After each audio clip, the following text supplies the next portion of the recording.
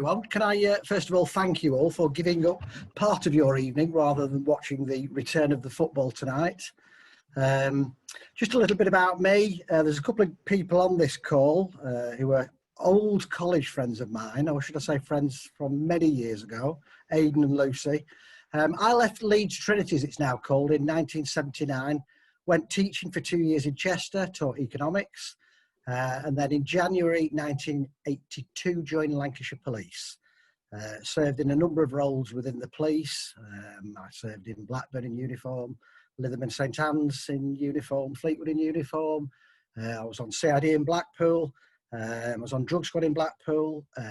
Got promoted to sergeant at Preston, and then eventually went back to Blackpool and got promoted to inspector. And in 1995, I moved into the force headquarters, where I eventually became a project manager in the IT department. And I think probably the most famous project which I managed was the introduction of the Police National Database, which any of you will remember was introduced as a result of the Soham murders committed by Ian Huntley on Holly and Jessica. And interestingly enough, about 15, 20 years later, only a few months ago, I was actually stood outside Ian Huntley's cell, which was a really weird experience. So I retired from the police in 2011 and became a restorative justice coordinator at Blackpool. For the first year, 18 months, what we did was we tended to just coordinate the work of the police officers and the PCSOs. But then after that, we started to get involved in the actual running of restorative justice conferences in a project with the probation service and with the prison service. And that's what I've done really for the last 8-9 years.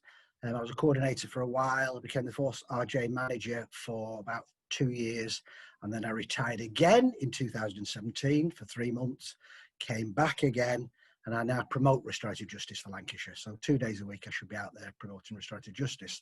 But obviously there's not a lot of that happening at the moment with the lockdown. I'm also a RJ practitioner, and I wanted to tell you about a couple of stories tonight. We had Peter Wolf on the other week, who was a career criminal. By his own admission, committed some pretty bad crimes. And it was interesting listening to Peter's story about restorative justice and what he felt he got out of it. And I just thought tonight I'd tell you about a couple of victim stories, what I've seen them get out of it. So soon after I started being a restorative justice practitioner, I met a guy who was very, very similar to Peter. Similar offending history, bad drug addiction, alcohol. Spent a lot of the time committing burglaries. His girlfriend was a street worker, so the more money he could earn, in inverted commas, the less time she had to spend on the streets. And I think it was at that point when I ran the restorative justice meeting between him and the manager of the nursery that he broke into that I realised like the real power of restorative justice. She told him how that restorative justice had made them feel, how the burglary had impacted on them. And it was a nurse with young 5-6-year-old children. And she said, like, the second time you broke in, you made such a mess. And one of the little boys was only 5, still thought he was still in the toilet. And he wouldn't go into the toilet that morning. He wet his pants. And this offender was like, oh my goodness, you could see the shock on his face. He said, the final time you broke in, you obviously cut all your hand. Because when you went through the nursery, you bled all over the cots and the mattresses and the blankets. And we had to throw them away. And with that, he just burst into tears. And I just thought, I don't believe that. And it was absolutely amazing to see it. And over the last 6-7 years, I've seen that so many occasions, where the victim, who probably never met an offender before, and the victim, an offender had never met, the offender's never met the victim. So for that offender to have to sit there in a room with the victim and be told the impact, of their crime is really powerful stuff. One of the most powerful ones I ran was about 4 or 5 years ago. 2 boys killed another boy in a fight in Blackpool. One punched him in the head. And when he was lying there slumped on the floor, the other lad ran in and kicked him in the head. Some dispute what had killed him. Was it the punch or the kick? It was subsequently the punch. They both got sent to prison. But the lady whose son had been killed said, I want to meet those 2 boys. And she always said I wanted to meet them. I got allocated the case, and I thought, if I go to see them in prison without seeing her first, they're just going to say to me, I don't want to see her. She's just going to shout at us, tell us off. We don't have all that aggro, so we won't see her. So I went to see her because I wanted to know what could she offer that would be an inducement when I went into the prison to see them, to make them want to do restorative justice. And soon into the conversation, I said to her, why do you want to do this? And her response was, my son's life has been wasted. So if I can see those boys and stop them, help, to stop them wasting their life, I want to do it. And that was what I would call my golden nugget, really, to take into the prison. And I spoke to both of them separately. And, much to a lot of people's surprise, they both agreed to do it. Two very powerful and emotional meetings. Both said sorry. Everybody was in tears in terms of the offenders and the victim. But at the end of it, while she got a lot out of it, she still wasn't quite ready for forgiveness. So one of them agreed to write a letter to her subsequently. And what she'd said was, when it went to the court, she read out her victim impact statement. And the final sentence was, for what you've done to me and my family, I'll never, ever forgive you. Really powerful. I wasn't in the court, but very, very powerful address to these boys and to the court. All the way through, she'd always referred to them, and I'll call them Smith and Jones. Smith this, Jones that, Smith this, Jones that. And sometime later, I was driving her to an event that she was helping me co-host.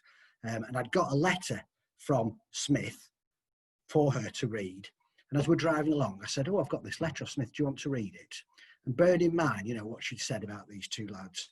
And she looked at it and she read, she went, Phil, look what John's written. And that was the first time in all the time I'd had any dealings with her that she called him by his first name. And she looked at me in tears in her eyes and said, Phil, I can actually start to forgive him now, which was just amazing, really. We were driving along the M65, if anybody knows it. She's got tears down her eyes. All the people are driving past thinking, I wonder what that so-and-so said to her to make her cry, But she was genuinely moved by what she'd heard, and I'd started that forgiveness process. So that, to me, when we talk about the power of restorative justice, is a good example. You talked about a case involved of a sexual nature. A couple of years I helped co-facilitate one where a lady met the offender who'd raped her 10 years previously.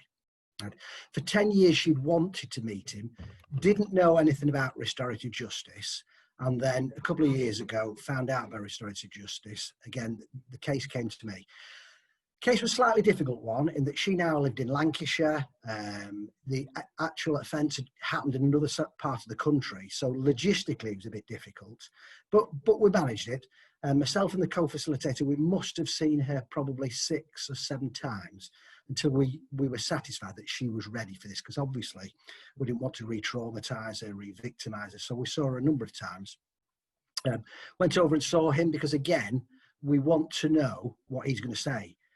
Because if you look at, restorative justice and sex crimes, there's always this suspicion, why is the male doing it? Is he doing it for that power, to get the power back? So we need to know why he's doing it. But he simply wanted to tell her why he'd done it and that he was sorry. So again, we saw him a number of times. So the day of the event comes along. I've arranged to pick up a car from Force headquarters. So although they're going to bring me a car from Force headquarters, I'm going to drive up to the area of Lancashire where she lives, drive her across to the other side of the country, and we're going to have this restorative justice meeting. We're going to get there about 3 o'clock for 4 o'clock start. So I was going to set off about 10-ish, 10 o'clock, no car from headquarters, 10:30, no car from headquarters. So I ring up and they go, oh, you've not got a car booked? And I went, I really have. I would not forget on such a day to book a car. You've not. Big argument. Well, sorry, with no cars. So I said, right. And I won't say exactly what I said, but you can imagine, fairly strong words. I'll take it myself. I go out to my car and there's the biggest nail in the tyre you've ever seen in your life. So I've no car myself. I've no car from headquarters. So I got back on the phone and more choice words. And I said, look, you've got to get me a car here. This lady's a rape victim. It's not just a burglary or just a minor assault. We are really in danger of re-traumatising her, re-victimising her if we don't get her to that meeting. Within about 45 minutes, 2 cars arrived. I jumped in one of them, drove up to the top end of the county, picked her up. And as we were supposed to be there for 3, we walked in the door for 4 o'clock start at about 2 minutes to. Which probably turned out to be the best thing that could have happened, actually, because she'd have only been worried while we were sat there prepping and etc. But I can tell you, she walked into the room and she was literally carrying a bucket because she thought she was going to be physically sick. We had a meeting. She started off and she said, the first thing I want to tell you to him is that for 10 years, I have felt guilty. And I sat there and looked at her and I knew he was going to say that. And he was absolutely amazed. He was like, what do you mean you felt guilty? She said, I felt guilty for 10 years. And he said, why did you feel guilty? And she felt guilty because after he'd raped her, she said, I promise I won't tell anyone. And she felt guilty that because she told the police, she broke that promise. And the other reason she felt guilty was because he got sent to prison for 10 years and lost contact with his wife and family and lost his job. So she felt guilty about that. And as she was telling him this, he stopped her and he put his hand up and he went, let me stop you now. Don't feel guilty. That day, I was like an animal. I was a predator. And again, you could just see the look on her face and you could see that weight just being lifted off her. And again, really good meeting, powerfully explained why he'd done it, how bad he felt. And then, she got that power back that she was, seeking, and that ability to move on. And afterwards, after he'd walked out, I said to her, how do you feel now? And the word that she used to me was euphoric. She said, I've got closure now. I can actually now start to move on with the rest of my life.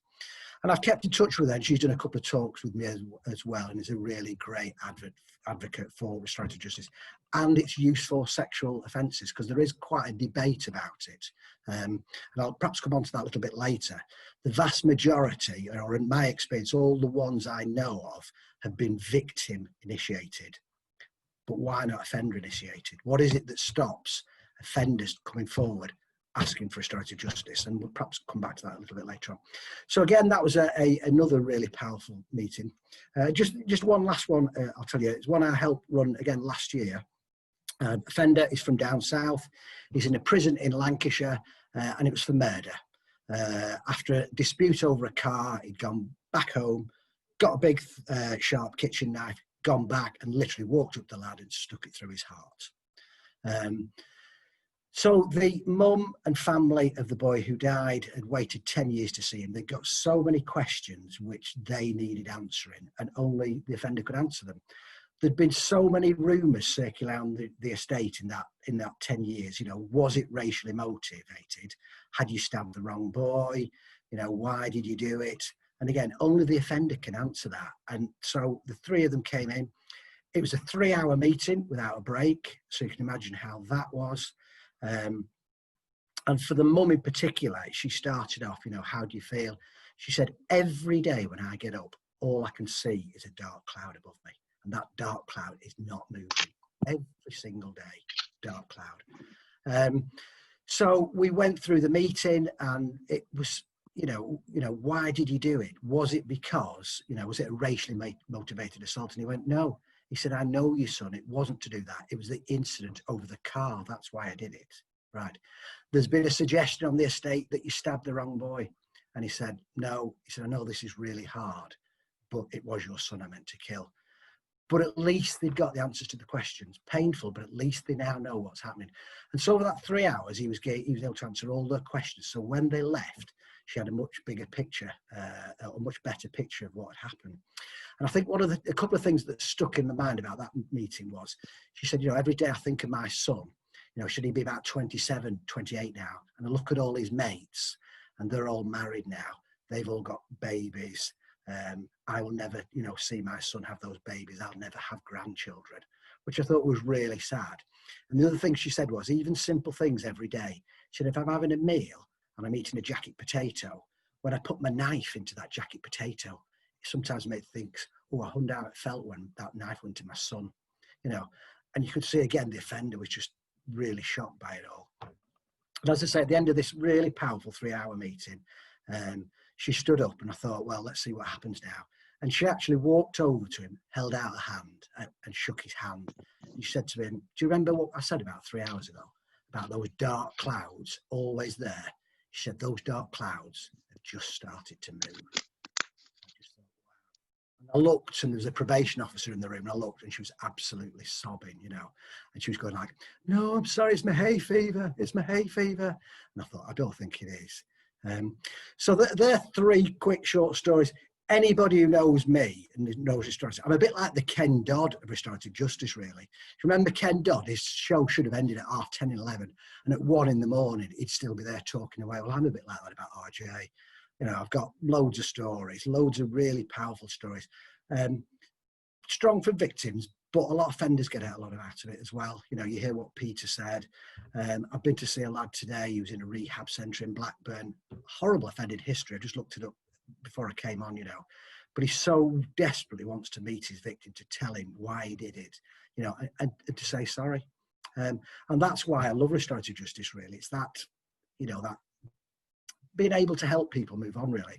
And I don't mean that in a, oh, aren't I wonderful way. It's human nature. We want to help people.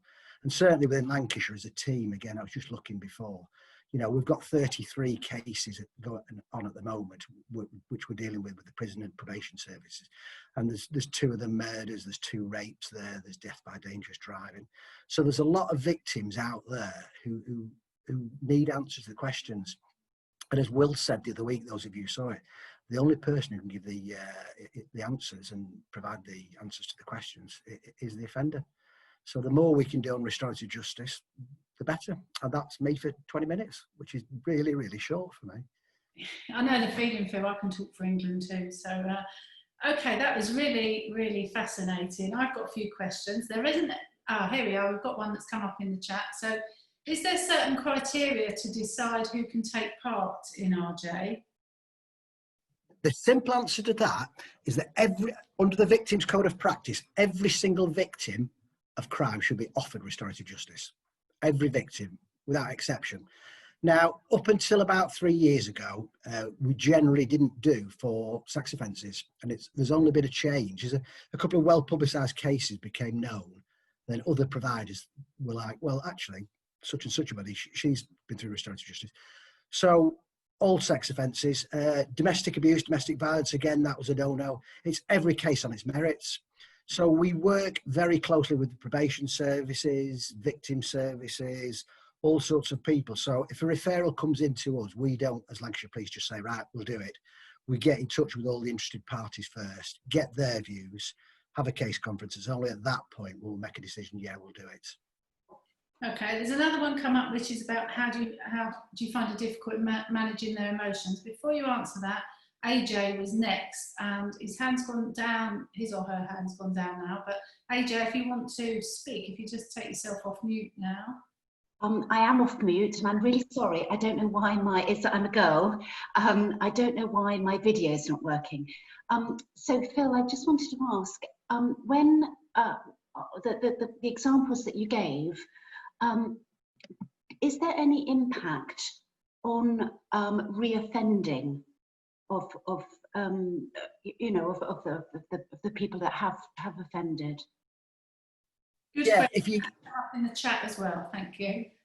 Yeah, if you go back a few years, the figure that was quoted, and I see Jim Simons on, so I could be quoting wrong, but I'm sure the RJC used to quote a figure of around about 50% reduction in reduction reoffending. That figure's about 14% now. I could sit here and I could tell you a load of lies, and it's you know, this, that, and the other.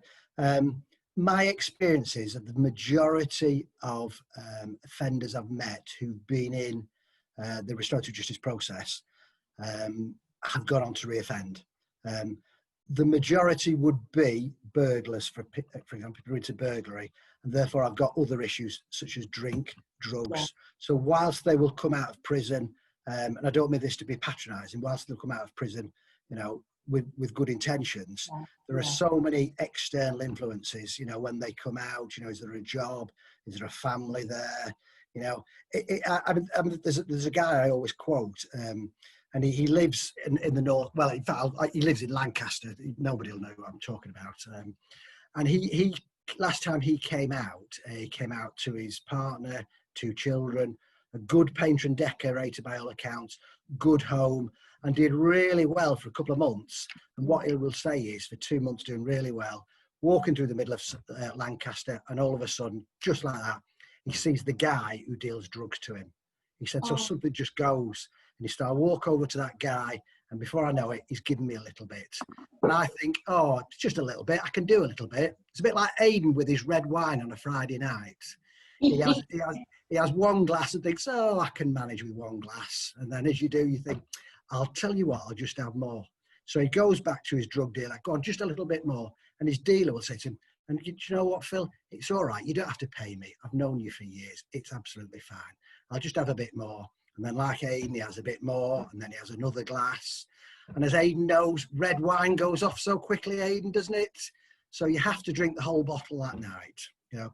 And he says, joking apart, that when he gets into that downward spiral, he cannot get enough drugs in his body. And he'll drive around the Lancaster and Morecambe area looking for houses to break into to get more drugs. And so there's only two things that will stop me.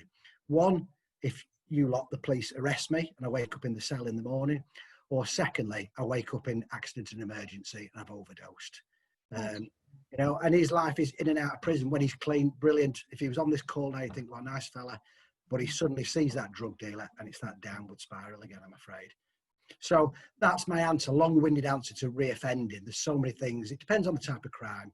Yeah. But my experience is if the drink drugs involved, the majority have gone back on to reoffend, I'm afraid.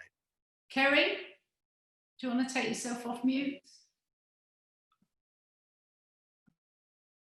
Hi, Phil. Just a quick one, not regarding what you've actually been talking about in terms of your cases. You've heard all these stories, haven't you? Yeah. Good to hear again, though.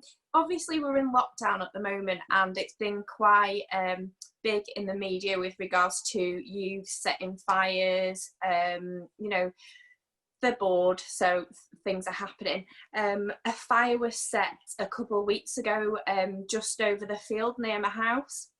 At the time, I was working from home and saw this big cloud of smoke, and it was quite dark, and I thought that's not normal. So me and my husband ran out because we thought it could have been someone's house, but it was actually two youths that had set fire to one of the fishing jetties, but it literally went up. And as I was walking back, I thought, as a community, because obviously we were all quite upset, these people didn't even live locally, I thought, is there a way that, you know, as a community we can sort of say, do you know what, can we do restorative justice with you? Are we able to approach the police? I do know that they've been caught, and say, you know, is there that opportunity? We know that Rivington has been set on fire multiple times over the last few years. If we were to give them that opportunity, do we think that would possibly happen if they were confronted by a community to say, this is our doorstep, you know, this is what you've done to us? Is that something that could be done, or is it something that's done and I'm just not aware of? Yeah. First of all, there's a really good, it's dated now, video called Burning Bridges, and it's set in America, well worth watching. I won't tell you what it's about, but it's obviously about burning bridges. But it's worth watching, and that's a community restorative justice. The answer to your question is yeah, and we do that already. I mean, one of my colleagues, Gary, he's run them in the St Anne's area where kids have been causing trouble. So they've had the kids in, they've had representatives of the community in as well, and they've run a restorative justice meeting, and that's gone down really well. So we will consider anything like that at all. All right, yeah. That's good to know. Thank you. The other things that are coming up here, Phil, are there's the one about, do you find it hard to manage those emotions, both their emotions and the workers' emotions when that happens? And probably related to that, or one that you could follow on nicely with, is when you talked about forgiveness, how long do you pursue a case to try and achieve a result? You know, is there a time frame that's put on that? So managing your emotions, and then how long it takes. So managing our emotions, I think I'm pretty good myself on that. But that's not to say that sometimes you're sat in a meeting and, you know, the lump in the throat starts going and whatever. And I have run a meeting before where the co-facilitator has been in tears and whatever. I think people accept that. It's a natural thing. That is why restorative justice is so powerful, because of emotions. You know, 95% got emotions, you know, so we are touched by it. But again, sorry, ask a question attached to that. Can I ask something that's related to that? Yeah. Can you hear me? Yeah. Okay.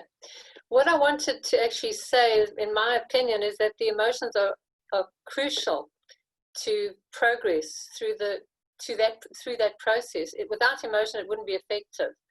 So I think managing the emotions might not be what needs to be done. Enabling people to release their emotions might be the key. I don't know. But yeah, it depends what we mean by emotion. I think those, what I'll call in inverted commas, those soft emotions.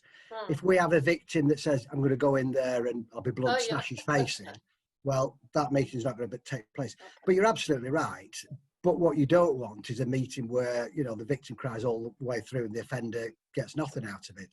So that's why we would always see a victim a number of times. As I said, the victim of the sexual assault, we must have seen her 6 or 7 times, and we'll only run the meeting. We are not, you know, fortunately under any performance indicators at all. So if we get 100 referrals and only 2 of them went to a conference, more would, but our Police and Crime Commissioner wouldn't be going, what's going on here? It's about trusting our judgment. So it's only when we're happy will we take it to a conference. But you're absolutely right. It's emotions. Manage them to some degree, but letting them out as well. Yeah. And Phil, is there a particular time at which RJ worked well? I mean, can they do it at any point in their sentence? Does it have to be when they're released? And is there any sort of evidence to say it's better after the first crime, the 10th crime, or? Yeah, going back to the time, it depends really on the crime, you know, and on the victim. If you've got a victim who is really emotional because something is really awful and happened to him or her, I don't think you'd be putting in the restorative justice question there, because they're not in a frame of mind to consider it rationally. So it can be, for some victims, straight away. Others it might be weeks, others it might be months, some it's years, some will wait 10 years, you know, before asking for it. I had a lady rang the other week. She literally cold called the office, and she wanted to meet her father who'd raped her 20 years previously, and she'd suddenly now said, I want to meet him. As it turns out, you know, after a lot of searching, we've actually found out that he's deceased now. For her, while she didn't have the opportunity to meet him, she said that she'd really glad that she'd made the call, because she'd have hated to have gone through life without having tried. So she'd at least have tried, and I know what's happened. So it can take, you know, a long time. Certainly the one I told you about before, the boy who got stabbed or stabbed the other boy with the heart, that one took a year. From me approaching him, it took a year to set up and to do. But the family had waited about 11, 12 years before it happened. Right. And are they told about RJ at the time that they commit the crime, or at the time when they come out, during their sentence, or? Yeah, I think I've covered that to some degree. It depends. We would generally, unless it was low-level crime and we were using restorative justice as a diversionary tactic. So rather than someone going into the criminal justice system, we might do restorative justice. And then that way you then wouldn't be counted as having a criminal record. So first time offence, low level, we would consider restorative justice. After that, if we're doing restorative justice, it would generally, probably always, tend to be after sentence. There was a pilot scheme ran in a number of Crown Court areas a few years ago where they did it before sentence. But when they rang up the victim and says the offender wants to see you, the first thing they'd say, well, why does he want to see me? The only reason he wants to see me is because it'll get time off his sentence. So no, I don't want to see him. So we always wait until after sentence, so that when we put that call into the victim and the victim goes, oh, he's only doing it to get time off his sentence, we'll go, well, no, he's been sentenced. This won't get him time off his sentence. You know, it won't get him a better job in the prison. It won't get him a better cell in the prison. He's doing it because he wants to do it. Yeah. And can you use RJ with business crime? Again? Can you use it with business crime? I have used it for that. I dealt with one, probably going back, I can't remember all the details, probably about 4 years ago, where a financial advisor took about £1.1 million from 6 of his customers, who all happened to be friends who lived in the same village. I know, it was, and I remember going out to see one of the ladies, and, you know, you sat there, and how do you feel about this? She said, I feel so guilty. Why do you feel guilty? Well, the money that she'd given, and it was in excess of £100,000, She said, that was my mum's and my auntie's left to us in their will. That's like our legacy. I was due to retire next year, but I can't now. My husband was looking to sell the shop next year, but we can't now. And not only have we lost that money, but we daren't tell our children because we've been so stupid, you know.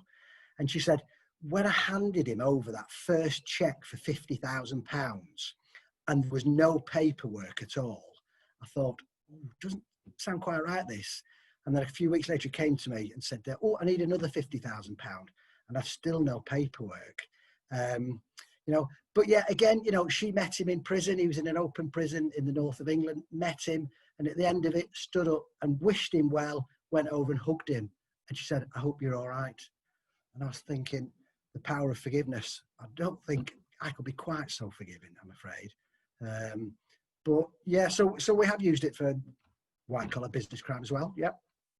And then, so that's those that are in the chat. So I was thinking when you were talking about that, having listened to the Forgiveness Project yesterday, and some of the other restorative justice calls that we've had, that there's obviously in there such a big human element that comes to play. It doesn't matter what the process is or the system is that you're working through, but actually we were talking about human beings finding something deep inside themselves to either say sorry or to forgive that apology. And just some of the stories that have come out, not just from yours, but from others as well, made me think that a lot of the time, you mentioned one there about the lady who didn't want those two boys to have the same sort of end to their lives or difficulties. And I thought, this came to mind, someone touched on the Peter Wolf one about this as well. Is there any evidence that those that are more willing to engage in that RJ process, or at least not offend again after it, is there any evidence that their childhoods and their histories may have lacked any care and love, and that the first time they see someone genuinely care about what they're doing or feel that there's any reaction to that? Or is that just a kind of, there's no kind of connection between that at all? Yeah, a lot of people who go on to commit crime will have come from, I'll call it a criminal background. I mean, but I wouldn't say it's my, field of expertise. I couldn't give you the figures. I haven't done the research on that sort of thing. But certainly, when I listen to what they're telling me, the offenders, they will either have been subject to some abuse, and I'm generalising that, some abuse, or dad was a burglar. I mean, Peter, when Peter told his story the other week, his granddad was a cash in transit man, wasn't he, I think? And I think if you read his book, I think grandma sold all the knockoff gear on the estate. So Peter will say, I was always going to be a burglar because that was my background and whatever. But in terms of, Peter felt genuine remorse. And I think for the offenders I've met, whilst we work for the police, we're not the police. And I do, there's a lot of offenders who, I wouldn't say I've kept in touch with them, but I know of how they're doing. If I saw them, I would talk to them. So for some of them, they see a different side of the criminal justice system. I helped run the victim awareness courses. We run the victim awareness course in the prisons in Lancashire. So you go in, and you'll sit in a room with 12 lads in Preston Prison. If it's in Preston Prison, probably of those 12, 11 are in for drink and drug related offences. And when you speak to them, you'll talk about the police, and you can imagine the words they will use to describe the police. And I'll say, yeah, they probably were a bit like that to you, but they probably met you at 2 or 3 in the morning when you were drunk, drugs, you were fighting. So they've no respect for you like you've no respect for them. And at the end of the 3-day course, they're very nervous at first because they think we're in there to gather information, intelligence, and we're not. We're there to tell you about victims and what victims are like. And I can guarantee at the end of the course, virtually to a man, they'll stand up, come over, shake and go, that's the best course I've ever been on, And out the course, when we run the course, you can, more than half will say afterwards, I want to meet my victim. So I think because somebody's listening to them and someone from the criminal justice system is listening to them in a different way, they are more responsive. I do think that. Yeah. So the other question I've got is maybe a bit political. Given we've gone through sort of, you know, quite a series of years of funding going from police and some of the wider kind of safety programs, you mentioned there that you've got 33 cases at the moment. I just wondered what size of a team is needed to do 33 cases. So what kind of caseload do you carry, and how long does that caseload, is there a sort of average caseload time? Well, you can't really talk about an average, really. When I said it, we've got a core team of 9, which is part funded by the police and very much funded by the Police and Crime Commissioner in Lancashire, who's really supportive of us. We are supported by, I think we've got about 40 active volunteers. And Denise P, who's all in green, if anybody's seen her, is one of our volunteers. And Denise helped me run, I'm the force lead for restorative justice training. So Denise helped me run a course, well, just before lockdown, really.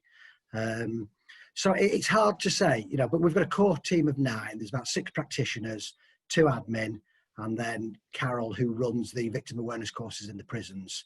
But then, so we tend to take on the more serious and complex cases, you know, the ones with probation and the prisons, and then our volunteers will tend to take on more of the community ones where they're a mixture of restorative justice and mediation, really, the, you know, the neighbourhood disputes or the, you know, juveniles causing a nuisance. So our volunteers will tend to take those on and do a fantastic job for us, in all honesty. And how do probation view restorative justice? Do you get a good response from those? Yeah, we really do. You know, I'm not just saying it. We've got a great relationship with probation, both the National Probation Service and the CRCs, the Community Rehabilitation Companies, who are all going back to one again without getting too political. Yeah, we get quite a few of our referrals from them.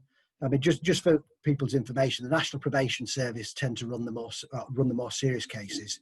So where you get an offender who gets sentenced to a year or more for a violent or sexual offence, the victim gets allocated what's called a victim liaison officer.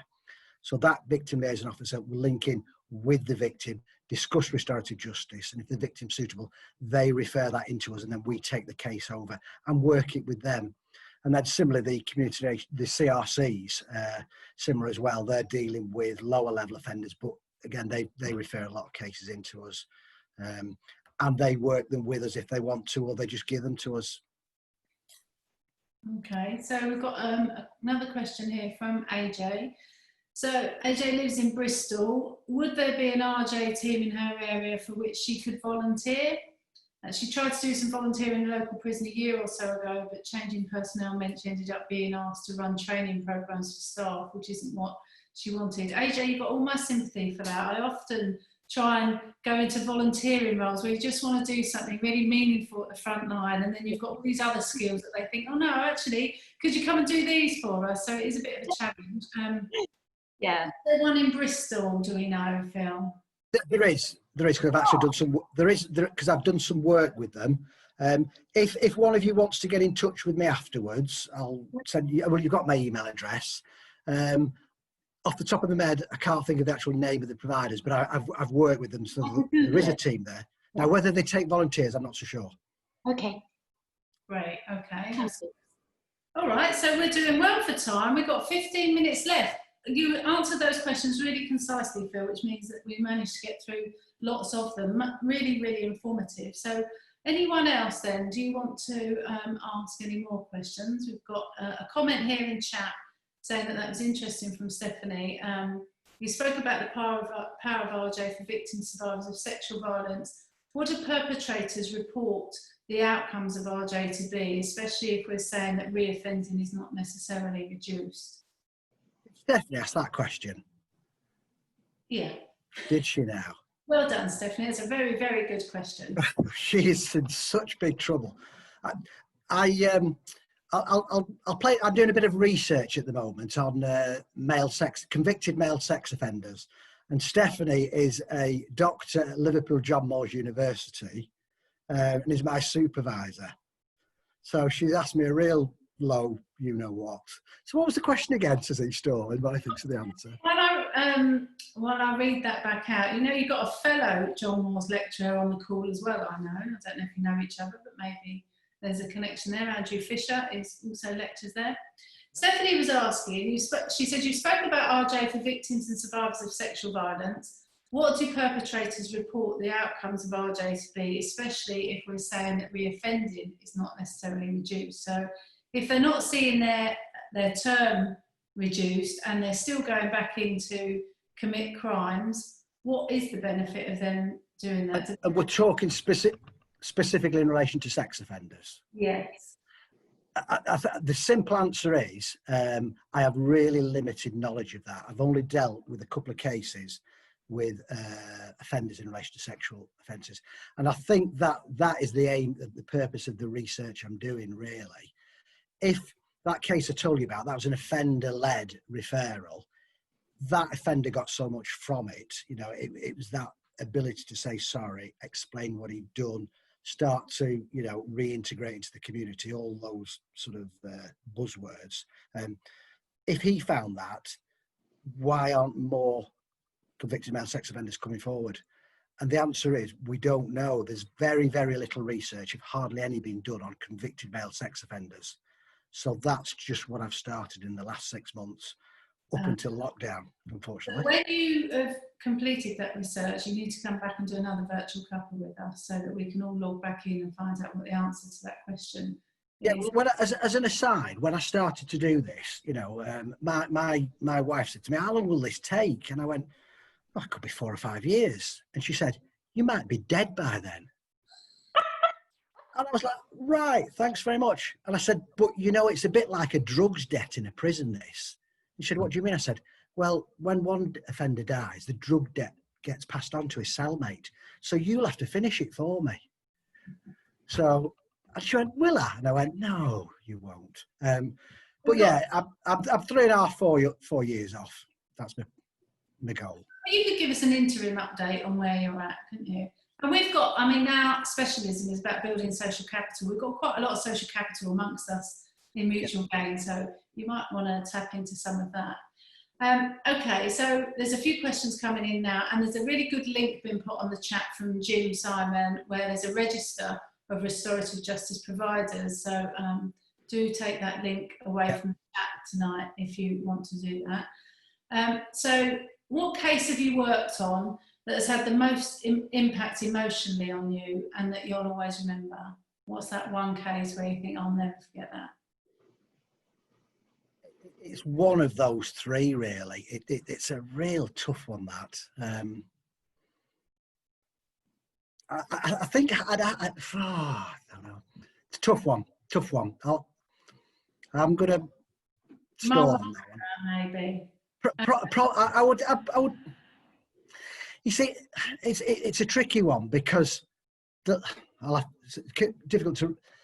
The two who lost children, they'll never get those children back. So that's not to say rape's not important. Of course it is. But I remember saying to and I'll call her Sandra. I remember saying to Sandra when I went to see her the first time I went to see her, I said, one of the restorative questions is, what's the hardest thing for you? And she looked at the door and she said, knowing he'll never walk through that door again. And as the father of kids that age, I thought, God, yeah, just imagine my daughter never walk through that door again. Anything else? She said, yeah, last Christmas we set, you know, his thing round the table. She said, and this year we only ordered we only ordered one turkey because he was such a big lad. He don't normally have a turkey on his own, and just ordering one turkey. So I think it's that really hard for them, you know, knowing that person's not going to come back. Tough. Okay, another one. This is an interesting one. Where have you seen RJ go badly wrong? Oh my God! When I'm running them, never.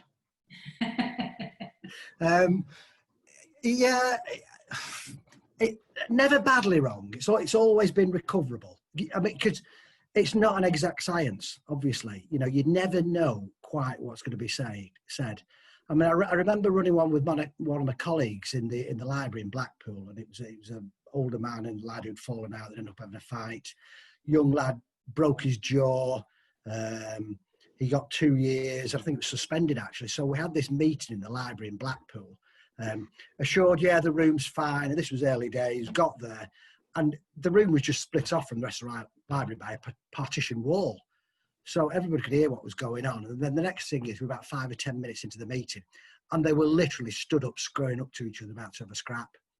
And I remember looking across the room at my colleague thinking, we are about 120 years old between us. If these two start scrapping, I'm out of here. So that was probably one of the hairiest ones. It wasn't pleasant, But that's the only one where I've ever thought this might get to violence. And in the end, I sort of stepped out of facilitator mode and almost like become the school teacher. It's like, right, if you two don't sit down, police are coming in, you're both going to get locked up and you go back to the cells. I'm not bothered, I'm going home tonight, you know. And there's a bit of like that. But the mum of the lad was there, and she really recovered it and rescued it for us, because she turned around and she was like, I'm sick and fed up of this now. I'm knocking on. I just want to live the last few years of my life in peace now. Can you two not make up? And again, it's going back to, I think, to the point that Linda made about that emotion. Suddenly it was like, oh, bloody hell, yeah, we need to, you know, grow up a little bit. So she brought it back round for us, really. And another question coming about the sex offenders not being particularly open to talking about their crimes. And do you think sex offenders are worried about stigma and guilt around their type of crime, and therefore less likely to want to face it through an RJ process?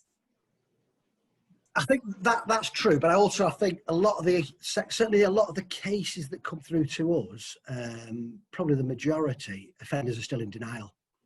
You know, even though it's gone to court and you look at what the victims have said, offenders like, no, that never happened, they've made it up. So that's why some don't want to. I do think there is that stigma and guilt. But again, I think that's the research I'm doing, really. We can all think, I think this is it, or I think that's it, until I actually start to interview the offenders. You know, some of them won't want to do restorative justice because they're in denial. No, why would I say, sorry, I didn't do it? You know, they've made it up. Some won't even know about restorative justice. You know, there's a lot of people think still that we can't do restorative justice in sex offenders. So I think there's lots of reasons out there, but it just needs properly researched and to come up with some, you know, proper empirical data. Okay, so I'm just checking to see if anyone else got their hands up or any more questions. No, there aren't any in there, so over to you guys. You can unmute yourself and just start asking. Oh, we've got one more coming in. Is that a question? Do you ever come across cases where you don't feel the offender deserves that chance, or do you feel that everyone's got the right? Depends how they present. If I go in and they've got like a, well, you know, I mean, one of the victim awareness courses, and I'll have to moderate my language, which Kerry will tell you is very difficult for me at times. But it's all in context, I hasten to add, because I think my father-in-law might be listening in as well. You know, the first day of the course, like, you know, who's your victim? And his answer was, and I won't use his exact words, but it's like, I'm the victim here. And you're like, looking at him thinking, hang on, you're in prison here for 5 years, you know, for doing this robbery, this burglary. Why are you the victim? Well, I'm the victim because I'm sat here in this bloody room with you, and he'll have had some big fat insurance payout. You know, so there's no way he's ever going to do restorative justice, because you're just going to re-victimise the victim. So that's why we see them. And if there's any element of doubt, you think, no, they're not doing this for the right reason, we don't do it. And we'll go back and we'll tell the victim that. So it's about us as facilitators properly prepping them. That's interesting, isn't it? Because Peter Wolf said that, I think he said, if I don't misquote him, that he said yes to the RJ process, not really thinking about it or knowing it, and for no, you know, wasn't going to reduce his sentence or anything, he just said yes. And he described being a criminal in that way, of that it was only ever a piece of paper that was read out in the courtroom. The burglaries were only ever to get, they were a faceless and emotionless process. He never thought of the actual person, and he said it was only when he walked in the room and met the guy that he realised, wow, there's a person here that I've, you know, offended and offended against, and that was the shift for him. So I wonder if even that guy who said I'm the victim, I wonder whether there's still some process for them to go through where they might hear that and change. I think you're right, but for some offenders that change, that realization can take a long time. You know, some of them are in the system 10, 15, 20 years. I think it comes with growing up a bit sometimes, you know, or seeing what you're missing. The guy I saw today in the rehab centre, you know, he said he's 34, he's been in and out of prisons and wherever since he was 14, a bit like Peter, similar offending history. And he's out now, he's in rehab, and he was saying this weekend he's been home to see his family. He said, for the first time I sat there in 20 years thinking, God, look what I'm missing, you know, and it's taken him 20 years. So it varies, really, it really does. And you're right, and Peter said, you know, if you watch The Wolf Within, Peter says, you know, the only reason he did it, part of it was just to get out of his cell for an hour, you know. Yeah. And do you ever have to do they ever just flatly refuse? Oh yeah, it's a completely voluntary process. You know, I, as you can tell, I like telling stories. I went to see a guy who, little old lady wanted to see him. He was in prison in Lancaster Farms, the prison there. And I tell you what, if he walked in through any door now, he couldn't get in. He was that big. He was absolutely massive. And I said, you know, little Miss Goggins or whatever would like to see you. And he went, I don't want to see her. And I went, why not? And he went, she might shout at me. I said, she might shout at you. You've broken into her house, you know. But he wouldn't see her, you know. And you just think, wow. And again, look at his offending history. But he wouldn't see her because she might shout at him. So yeah, a lot just, we don't even get past the door. You know, sometimes we'll ring up probation and say, we've got a victim here, and they'll say, don't even bother, he's not engaging, he's, you know, he's breaching his conditions, he's turning up late for appointments. So if they're doing that, they're not engaging, we don't even bother going to see them sometimes. And how do you manage the feelings of the victim in those instances? Well, we always manage those victims' feelings to start off and say, look, it's voluntary. He might not want to do it, or she might not want to do it. We'll give it our best shot. So if we come back and say, we suppose everybody doesn't want to do it, if we've managed those feelings correctly, they'll be half expecting it. But for some, it is a big disappointment, yeah.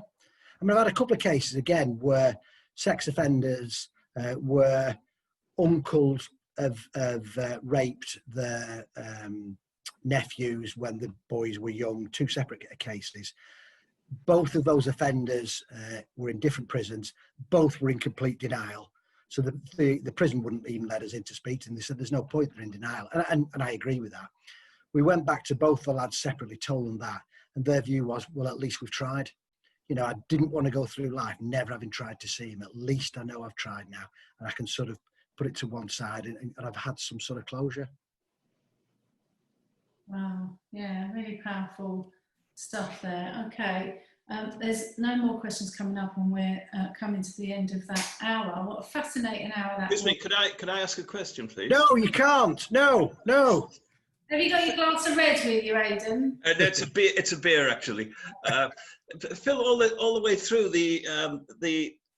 understandably, it was only 2 minutes ago I realised this. The offender was male. Have you dealt with any female offenders and their victims? Do you know, the answer to that is very, very few. We tried to do a lot of work in Style Prison, which is the female prison at the end of Manchester Airport. So if you go to Manchester Airport, don't turn to the right, go right down. Style Prison's just down the bottom there. And we've been in there 3 or 4 times, tried to run courses in there. I couldn't get enough ladies to come on the course. And then the ones that did, when you talk to them, they had been victims themselves, you know, of sexual abuse or domestic abuse. And they just sort of, you know, just didn't want to engage when we started to talk about victim work and whatever. So very few, we do it, but very, very few. Phil, there's some comments coming there about how inspiring and how great that was over the course of an hour. It really was fantastic.